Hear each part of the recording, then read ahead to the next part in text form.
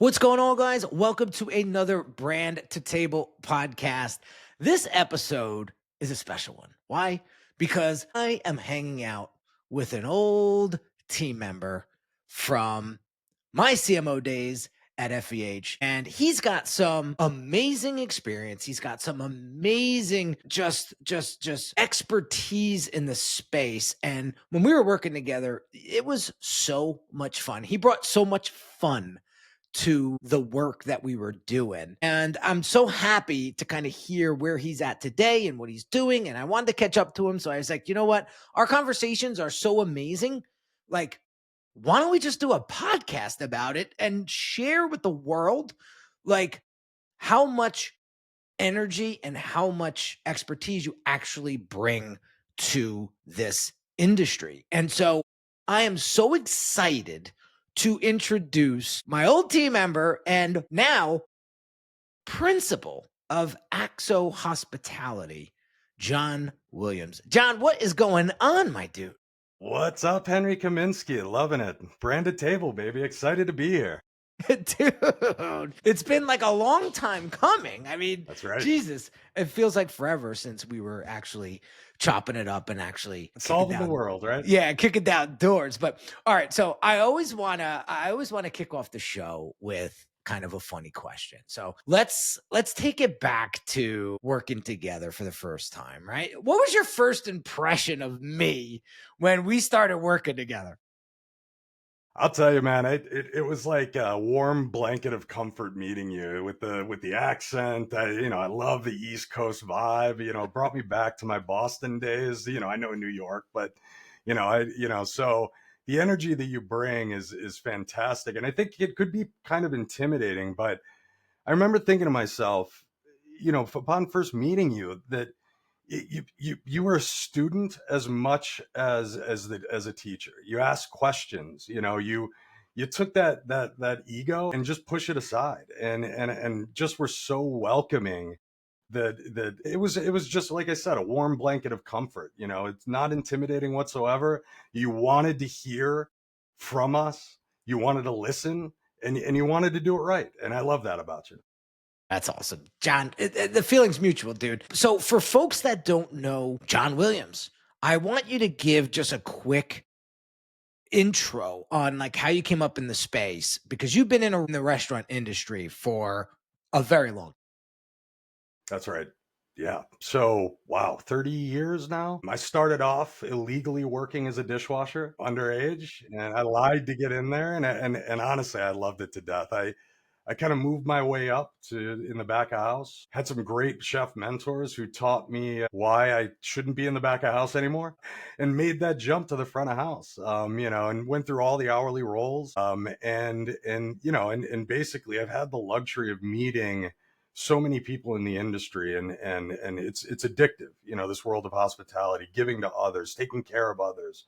There's an immediate sort of gratification to it, and sort of pay it forward mentality, which I love. So I ended up training under 4 different master sommeliers. I opened some of the best hotels in the country that I'm still so utterly proud of, and did a lot of work recently with Chef Fabio Viviani at Fabio Viviani Hospitality. It's been fantastic. It's awesome, dude. Yeah, so you've come a long way, dude. And the one thing that I love about you is like you put aces in places and you always stayed in your lane. But when you were asked, your opinion, you gave it honestly. And I think that's something that really reminds me, when I think of John Williams, I think of that. I think of straight shooter. I think he's going to put you in the place where you're going to excel the most, and he's going to be your biggest cheerleader. And I think that's where you become such a leader in the restaurant industry. And this is why I called you to kind of come out of the dugout and into this show, because by the end of the show, people are going to get an MBA on grassroots marketing, licensing, and how important it is to leverage your assets. In this particular case, when we were working at FEH together, it was celebrity chefs, right? and how to make all that work, and generate a ton of revenue, to be frank, for the group and for the restaurants that we were working with. So you've always been passionate about grassroots marketing, and that's kind of what sparked this whole conversation. What does it actually mean to you today, especially with how the digital everything has become? Yeah, it's first of all, thanks for the high praise. I think I love the aspect of this business because we get in so many different areas and learn so much about. Marketing is not my strongest area, but but I'm so passionate about it because there's such an grassroots marketing is neighbors. That's what it is. It's hospitality, right? It's getting your name out there. It's making something that's so specific to those people in their area that when it's gone, it's missed, right? And that's something, when you strike that harmonious chord, it's such a beautiful thing. Getting out into the community, it's structured community operations is what it is, right? If I can geek out about it and take the fun out of it a little bit, right? But that's what it is. I mean, it's going to the schools, it's finding dog walkers, it's going to the hair salon, it's all of those types of things. Partnering, as a company I ran, that we partnered with local farmers. They bred their cows to our specifications. How cool is that, right? And Huge. you better believe that their pictures are up on our wall, and so that's what grassroots marketing is. It's community. It is. It's your neighbor. Yeah, and it's so funny because people are like, that's so 2003. If you're not doing influencer marketing these days, or if you're not doing paid ads or whatever, you're falling behind. And listen, there is a place for that. We run tons of paid ads for our clients. We work with tons of influencers on campaigns. So I'm not saying that stuff is bad. I mean, Oh, it's I'm doing a whole influencer series right now with the show, bringing some of the best influencers in the tri-state area onto the show, and showcasing them, because I truly believe in that's where marketing is heading. But to your point, there's a whole channel of grassroots marketing that I don't think, cannot be ignored. And this is why I kind of want to have this conversation, because your neighbors, your fellow businesses in the neighborhood, we're all working towards the same thing, right? And if we're not working together, and you've always preached this when we were working together, you always preached the rising tides lift all boats. And I think if we as business owners really embrace that theory, we're all going to win, right? 100%. 100%. And that is grassroots. It's the philosophy. I think where those influencers and the people that you talk to have been introduced me to and everything, fantastic. And it's such a powerful medium. But that personal connection, I never want to be forgotten in this automated digital world, right? That face to face, that shaking of a hand, that helping your fellow neighbor, your fellow business, to your point, will make us successful. Yeah, 100%. 100%. So here's a question for you, John. What would you say to a restaurant owner who wants their guests to create content, but they don't know how to ask for it? Because you and I both know user generated content is very, very popular, and it gets the most attention, it gets the most awareness, it gets the most interaction, engagement. But I notice a lot of restaurant owners are like, yeah, we just can't ask our guests to stick a camera in their face and record this beautiful dining room and them enjoying the food that much. So how can you help restaurant owners that are listening and watching this right now, like, get over that hump? I love this question because my answer is don't ask. One of the things that I love doing is if you ask someone to do content, that's difficult. That doesn't seem genuine to me, right? But if I invite them into my circle, right, all of a sudden they're going to create their content for us, right? What do I mean by that? As an example, I used to run pre-shift. We all do pre-shift, right? Everyone listening understands what pre-shift is. Maybe it's family meal too. There's a piece of that I love to death, the shared aspect. I moved it up to the bar. Mm, Okay. So everyone's sitting and standing at the bar. And I always had a rule that in my restaurants is never lock doors. Guests can, whether we're closed or open, right? Guests can walk in. And a lot of times these individuals would come in and they would see us right at the bar. That was the purpose of it, because the bar was up near the front door, right? So immediately they would be like, oh my God, you guys are close. No, no, no, no. Come on in. Sit next to us, right? Look at this. We're trying some new dishes. We want to hear your feedback, right? That's how you get them to do it. Now they're taking pictures and videos of your staff learning, the new food that they get to try. That connection that's made is worth its weight in gold. And not once did I ever ask for someone to take a picture for me. That comes across very natural. That's got natural vibes to it. It doesn't feel forced. And you're actually going to get a way better output of what it is that you're trying to capture if you take that approach. I And I love think it. that's right. It's if it doesn't feel comfortable asking, like, that's why I say don't ask. Find your version that you're comfortable with, but it's about inviting them into the circle. And by the way, don't worry about their content. Mm. Imperfection is perfection in this. No, Absolutely. It gives us no. such a genuine nature. Yeah, I love it. I love it. I love it. I want to jump back to the grassroots stuff for a second. And I want to give some tactical examples of what kind of campaigns or initiatives that's let's take either a fast casual or let's even take like a fine dining, because there's you could probably do a couple grassroots campaigns that could work for both. What have you seen in the past that worked quite well when it came to lifting these grassroots campaigns off the ground and actually launched? So if you could get a little tactical and show a couple of different examples of how and what you guys did in the past, I think this would help, because I could see the restaurant owners listening to this right now, like got their notepad out, ready to take some notes. So if you can, if you could share with us some examples. Well, I think first and foremost, we have to admit that it's a daunting idea, right? It's marketing as a whole is gargantuan, right? And that's intimidating. And then now we're talking about an enormous segment, an avenue within that. We have to break it down. And I always started, me, I'm a list guy. I got, if it's not on my list, I can't do it. It's the old chef in me that I want to cross it out with a highlighter when I'm done. So and most people talk about, marketing campaigns, budgets, things like that, the financial plan for the year. That's still even too big. Set 90-day calendar, hyper focus around the businesses that are near you, hyper focus, and put it on a schedule. Me, it's a list of when you're going to visit these places, right?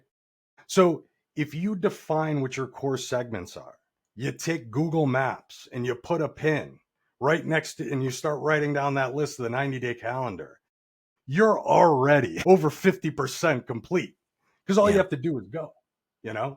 Well, can I highlight that real quick? Absolutely. You said go, actually make contact. And I think 100%. that's what I think a lot of restaurant owners miss. They're like, oh, it's just going to come to us and we don't have to do the work.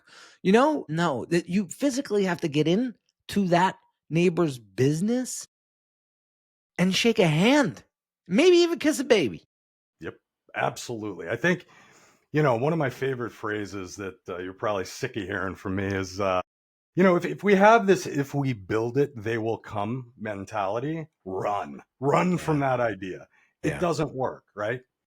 And the beauty about the restaurant business is we're a stage, right? We see thousands and thousands of people a week, sometimes more in certain restaurants, where we're doing 20 million, okay, Mm. within our four walls. If we focus only on what's in our four walls, we will lose. We have to get outside those four walls, and doing it in a personal touch. Who doesn't want to meet the CMO, right? That's a big title. You're a great guy, right? You could shaking hands. What can we do for you as well in your business, as Mm. well as promoting our business, right? Because that's huge. That's huge. I drive more business through restaurants to the locality because of it, because we see physically more people than the car dealership does, right? than the salon, whatever the business is. Incentivize them too. What's the difference between asking your staff to share a post? You know, do the same thing. Put them on payroll in a different way. You know, make them a Yeah. part of a VIP club that they get percentage off, whatever it is, pay for it. That's okay. The return on that investment is huge. Yeah. You just got to get out there and do it. I mean, that's what it comes down to. You just got to What it get is. out there and do it. And, there's always downtime. There is, believe it or not, there's downtime, and that's when you got to just make the time. And I think it's very important to make the time. And if that means you got to schedule it, if that means you got to block it out in your calendar. See, I love working off the calendar. When I put it on my calendar, it's getting done. It's getting If done. it's not on the calendar, it gets a little blurry. That's right. You That's know what I right. mean? Yeah. So let's talk about leveraging assets. Let's talk about celebrity chef and how you've worked a lot with Fabio over the last couple of years, and really helping him secure some larger deals. And in that world, I think you're an absolute rock star. What's the right way to leverage a celebrity chef's name or influence without losing the restaurant's own identity? And I have a few celebrity chefs that are watching and listen to the show. One being James Avery. I don't know if you know James Oh, Avery. yeah. He's Yeah. actually coming on the show in January. Nice. So Nice. he's Great. he's a rock. Yeah. As the minute I met him, I was like, oh man, this guy gets it. So he does a lot too in that celebrity chef world. So this question is kind of pointed towards him as well. So what's the right way to leverage someone's name and actually leverage their influence to help your restaurant grow? Yeah, I think it's a great, that's someone like Chef, James, someone like Fabio, it's the beauty of having a name and that talent, that personality is automatic borrowed trust, right? Automatic. It's the foot in the door, right? And that's one of the beauties about partnering with very talented individuals that are loved by many, this celebrity chef, right? You know, but you can't rent the soul. It has to be a chapter in the book. It can't be the entire book. It doesn't work. It doesn't work. And that is also tough sometimes because let's face it, you know, a lot of times internally as celebrity chef, I know I'm standing on the shoulders of giants, right? They've built their brand, their reputation, and we're along for that ride. They are the focal point, but it can't be the only focal point. And that is a harmonious chord that must be struck. Otherwise, you lose. Look, let's face it, we all age out. No one's Yeah. going to want to see, the 90-year-old, celebrity chef just, geriatric cooking on a stage somewhere. So I think one of the things that's important and what I always advise is have an evolution plan in the company. It can't be one name. When the company becomes the household name, that will be the win. And it does come after the chef is the household name. That's interesting. Yeah. I think that's important. Like, what's the focus of the brand? What's the focus of what's the end goal? I think you're speaking a lot of operators language right now. And it's so key to do this right? Because we're talking about people's reputations. We're talking about people's livelihood, if you will.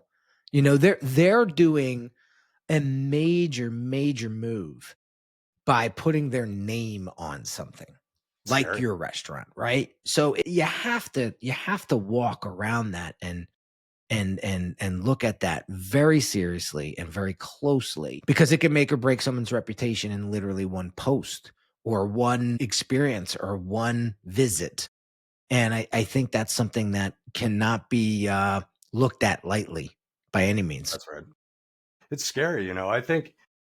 I think when a celebrity chef gets big, it's important to always remember why they got in the industry, what they wanted. And typically I hear from a lot of individuals that just love to cook for others. Maybe it was their mother that they learned from, whatever it is, right? And I think when opening up restaurants and having a celebrity name attached to it, It can't be a force, a forced concept into that community. It has to be integrated. I mean, think about it. All these celebrity chefs, how do we know them? They're in our homes, right? They're on our televisions. Yeah. That's right. And so what do we want? We want to go to that restaurant and feel as if they're cooking for us as well. So it can't be a forced agenda. It has to be integrated with the locality, understanding of that, getting the pulse of that neighborhood, that vibe, right? And we've seen so much success in those markets, those secondary, tertiary markets. Yeah, the first tier markets are easy. 8 million people in Chicago, right? Some they're going to come out, right? But in the suburbs, not so much, right? Yeah. So Yeah. if you integrate and you really get that personal touch out there, I think that's the win. That's the win, and there's longevity in that. Yeah, and I look at it as an exposure thing too for the restaurant, right? I think that's a brand awareness piece and a brand association piece that that works really well. I mean, look at Jersey Mike's right now with Eli Manning and Danny DeVito. Like that, I forget the firm who is actually working on that whole bit, but like that is brilliant, right? It's a brilliant campaign, and you know that's a big brand right there, Jersey Mike's. But look at it from, you could break that down into a smaller realm and look at some of the celebrity chefs that are coming up now and figure out a way to leverage their exposure and leverage their awareness, especially if they're local to your restaurant. And I think that is going to work really, really well. I know James Avery was working with a client of mine and really, really helped them behind behind the house. Nice. He really helped them update their menu and structure process and system and all of that. He did such a good job. And then when that was up, it was marketing's shot and turn to help on the front end of stuff. And that's kind of where we're at today. And that's how James and I met actually. But yeah, great dude. And I think it's another marketing channel. It's another lever you can pull. And why not? If it's going to align with your brand's identity and your brand's mission and value and position in the space, right? So I figured I have to bring you on to talk about this because this is where I think you shine the most. So you had put Fabio in some great positions with some of the restaurants that we were collabing with when we were working together. And I think that was a great move on your part. And you were able to see that so many yards down the field where even I was like, where's John going with this? And then I'm like, you know what? I trust him. And sure as shit, it would always worked out. It's great. Wasn't always smooth sailing though. Yeah, I wouldn't say it was Range Rovers and roses the whole time.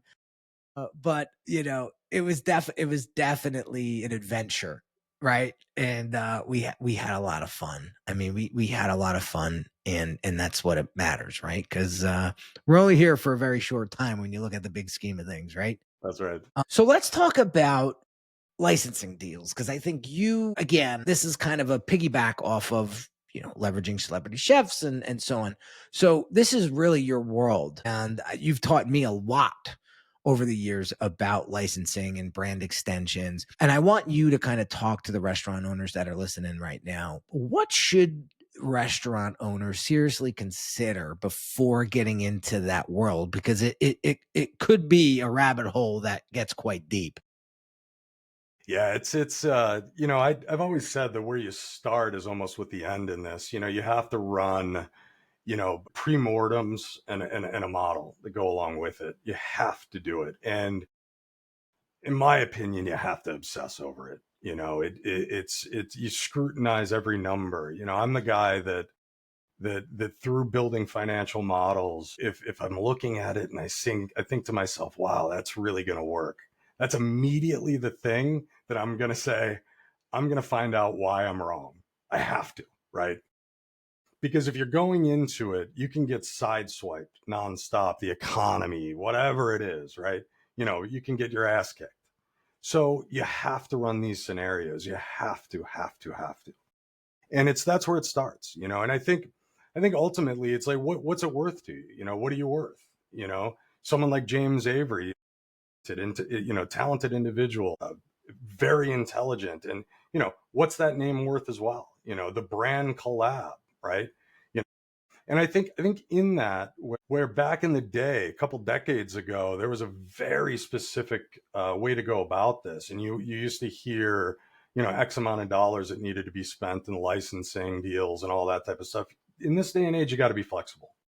It may not make sense to do the standard deal, so you have to have variations of those options and be customizable, because let's face it, at the end of the day, the importance is great partners together, not just the buck. You get the great partner that makes sense, you're going to do more business.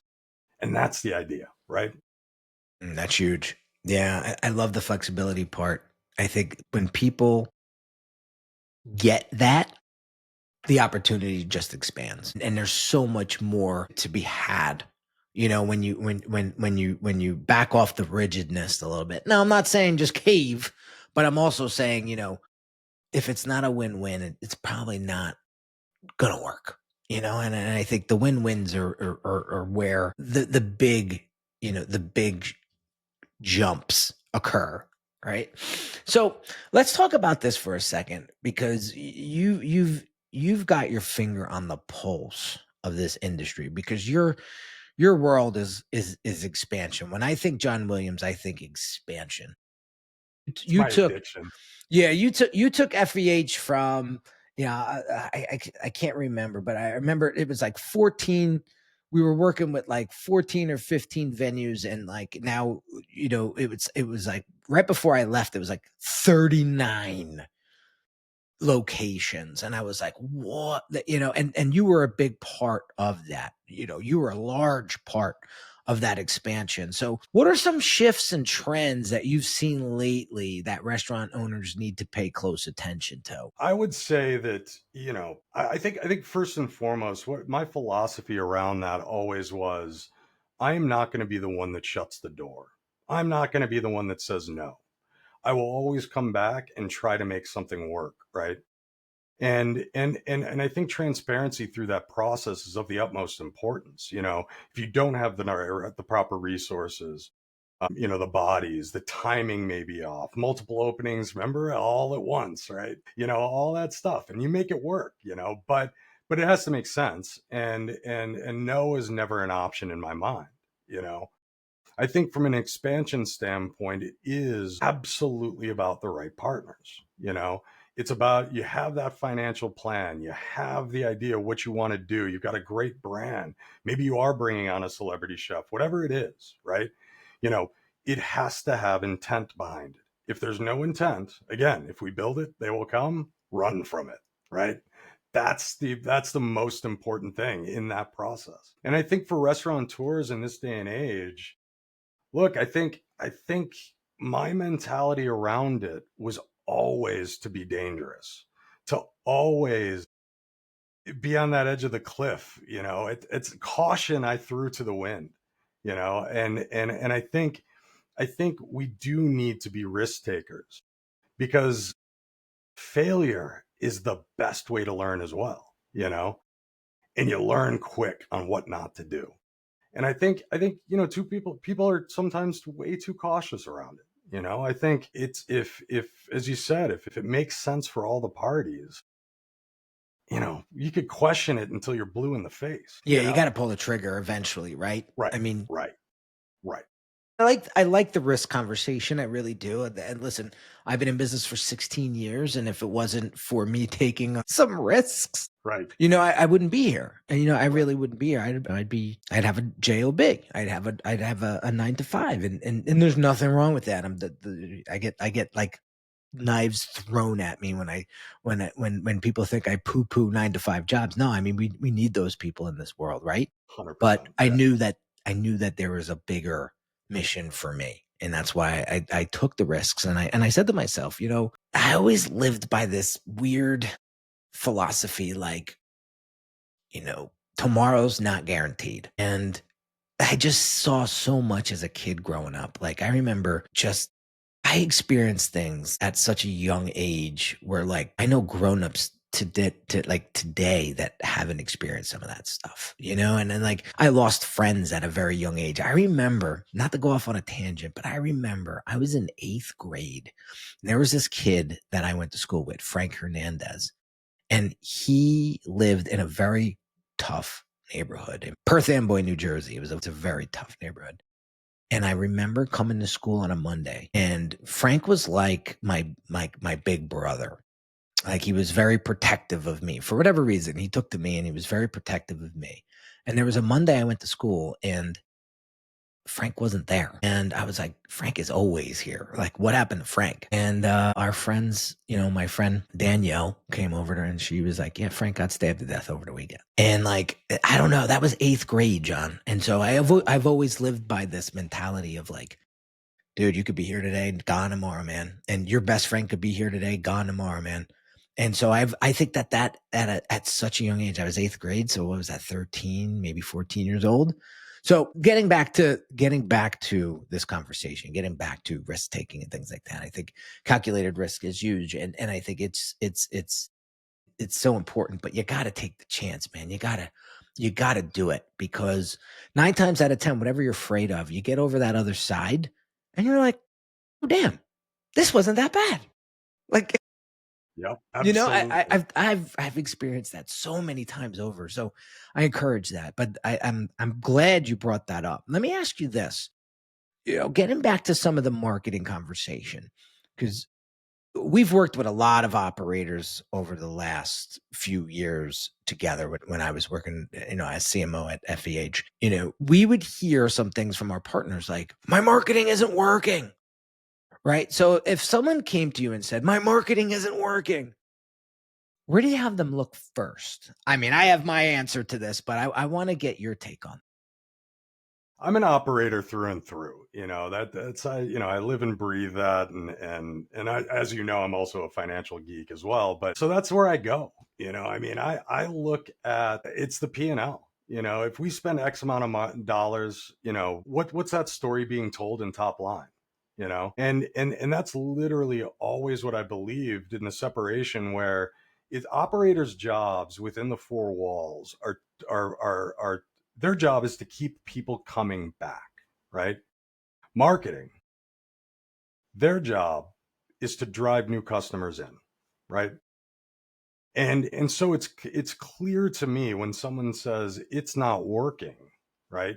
That I can pull up, trends, sales trends, things of that nature, cover counts, guest check averages, you know, there's a direct correlation to if we're posting this special online, this food dish, this beverage dish, you can see it in the product mix. Numbers tell a story and they don't lie. Right. So that's immediately the proof that I go to. And that's not a heavy lift, right? It's pretty simple. If you got toast, you're pulling up a report daily, you're looking at it, right? And too often I think marketing is viewed as a very subjective category. It's more about I feel if it's working or not, right? I don't pick up that rope in the conversation. You can't. Yeah. Yeah. Listen, nowadays with these platforms like Toast and Seven Rooms and Open Table, there's a tremendous amount of analytics. I mean, one of the things years ago that everybody complained about in the restaurant industry was like, we don't have the metrics. It's very hard and all of these companies turned into software companies and gave us all of those metrics. It's just a matter of pulling them out, taking the time, running the report, and letting that sort of guide and steer you along the way. So, when I hear covers are down, I look at or if I see a promo that's not hitting, I go straight to the reports. I'm pulling PMXs. I'm pulling, what trends are in other restaurants, because Open Table has a great dashboard for all of that. And you can see, in your area how you're faring, not competing, but yeah, you're competing too, but how you're faring in the market. And so that's when I see those arrows red and pointing down, I know we got to get another campaign out. We got to get That's another right. SMS text out. And as soon as we initiate that, it's like up it goes. So That's right. it's my answer to that question. If I could just jump in quick, is you got to strategize.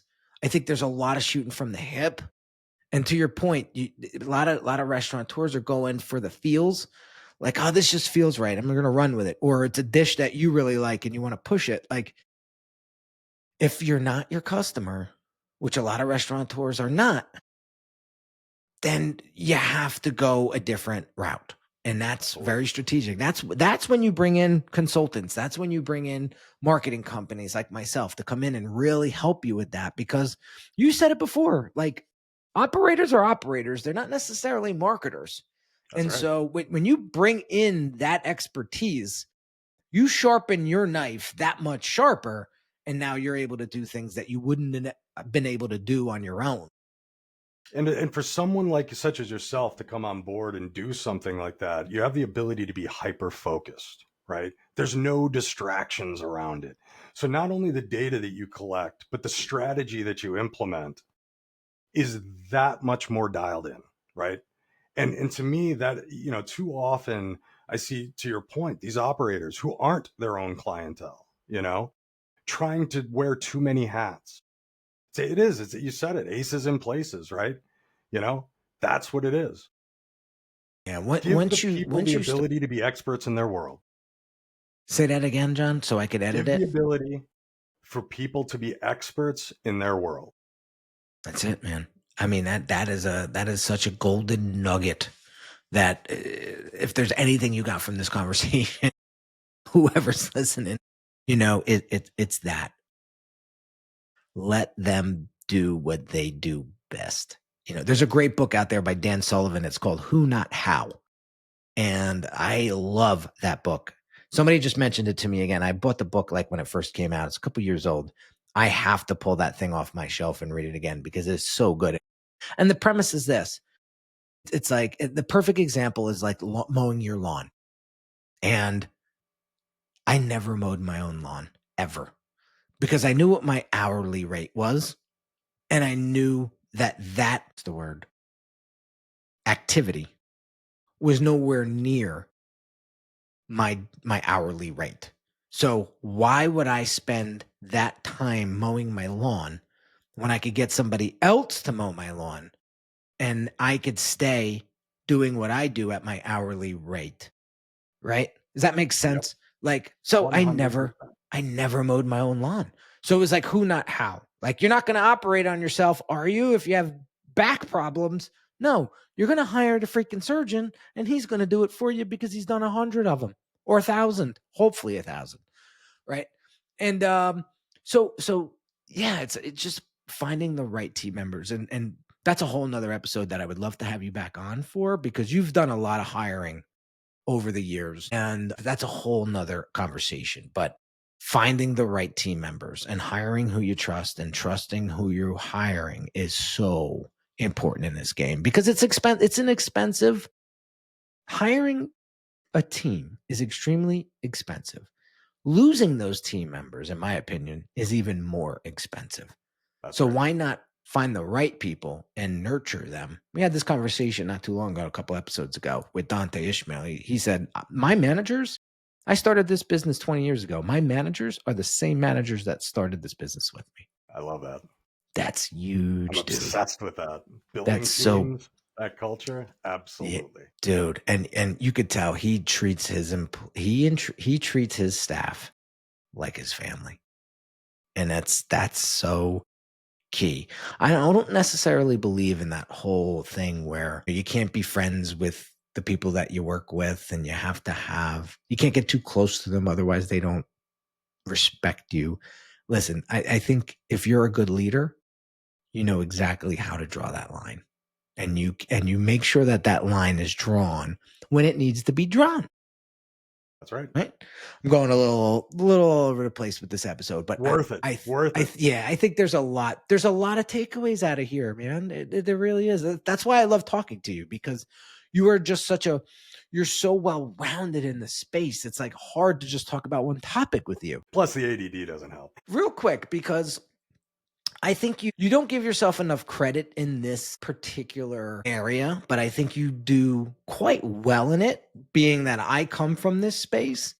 What part of branding and storytelling do you think most operators still don't fully understand? You know, it's a good one because it's something that I do struggle with. And as you know, I'm a very visual person, so maybe I really love the visual of a bowling alley around this topic. And I've always been the type of person that needs that lane and someone that plays, like when you were a kid, right? The bumper guards, you know? So someone that plays that with me, because if I can stay in that lane, I will. I just need that person to say, "Hey, no, no, no, got to come back. Got to come back to the center," right? And I think too often, because we're all scrolling and all that type of stuff and we see content out there, that we try to emulate something else. And to me, I have always believed that if you lead with quality, you end up being a trendsetter. If you lead with trying to take others' ideas and recreate, that's a surefire way to go out of business pretty quickly, because you're Yeah. you're jumping out of the lane. You're gutter balls at that point. You know, lead with what you believe is right. It's quality. People will follow. Yeah. Listen, everybody has their own story, right? There's not one restaurant in this world that could tell the same story as the restaurant next door. It just doesn't exist. It doesn't. They could be similar, but they're never going to be exact. And I always tell my clients to lean into that story. Tell me why you make the meatballs that way. Tell me why you always choose the grande cheese over the regular shit you could buy, from US Foods, right? Like why do you do the things that you do? And I think that is so important. I'll give you a funny, silly example. When I was a kid, my father never got a new car. I was my father never bought a new car. As I remember when I was 2 to like 18, he drove this 1974 shitbox pickup truck Chevy. And it was rusted. It was I would go and he would pick me up at he would drop me off at like a girlfriend's house in high school and I would tell him like drop me off down a block, I'll Yeah. walk. Like it was that, right? And that drove me to become such a car nut where I just since I was able to afford nice cars, I always had a nice car. And like it didn't help that my father was he was very much into cars because he was a mechanic his whole life. But like he never bought a new car for himself until like I was well into college and he went all out and he bought a Nissan Maxima. You know what I mean? So I always promised myself, I said, listen, if you've always were into cars, you ever since you were a little kid, like as long as you're able to afford them, like I'm gonna have a nice car. And so people don't see that. They just see, oh, Henry always buys those types of cars, right? And it's like, no, but you don't know the story. I use that as motivation. I saw my father struggle his ass off trying to raise me. And I was like, I'm going to give more when I'm a father. And so my son doesn't give a shit what kind of car we drive. He doesn't. But at the same time, it's just like it was a motivating thing for me. I always liked nice things. And that's the story. So I give you an example just because there's so many little elements of that you could probably relate with. And I think that's what we miss as restaurant owners and operators is telling those stories because who knows? Maybe someone's mom made their meatballs the same way and they're going to love your restaurant because there's a piece of nostalgia there that you never knew until you told that story and that person came in and said, "You know what? My mother made her meatballs the same way that you make yours." And now you got That a is customer for life. that is a struggle. I'll tell you. Too often I hear restaurateurs not being able to answer why. Right? Why is your staff in that uniform? Right? Is there a story behind it? Is there not? Should there be? Right? So I 100% agree. It's about the story. It's about intent. And what are we solving for? And if you can't answer that question, you're probably going to have some difficulty marketing your place. No. Yeah, yeah. Well, as we start to wrap the show up, I want to ask sort of the this last question that kind of gets people excited, and we want to leave them with a little cliffhanger here, right? But like, what's driving you lately? Like, what part of hospitality still excites you the most, and what are you looking forward to in 2026? It's the connection. I'm back to the connection. It's the integration, it's the people. We alluded to culture, teams, and all that. I think what people are looking for in this day and age, on both sides, the guest side and also from a staff side, is there's so many talented people out there, right? There's people that know their worth. They know what they're good at. They know what they're bad at, right? But the thing that's missing in their world is that right fit. Again, whether it be the restaurant, the bar that they're going into, whatever it is, a hotel, or the job. And I think that that's of the utmost importance. We have more turnover in this industry and less people working than we've ever had. It's statistically worse than the pandemic. So what's the game changer? It's exactly what it is. It's treating them like family, right? That's the Yeah, difference. and investing in them. Like I've said this before, I've had my team now for a decade, and as much as we've gone through together, there were times, John, I wanted to jump out a window or run to the Philippines and just shake some of my team members. That's right. You know what I mean? Yep.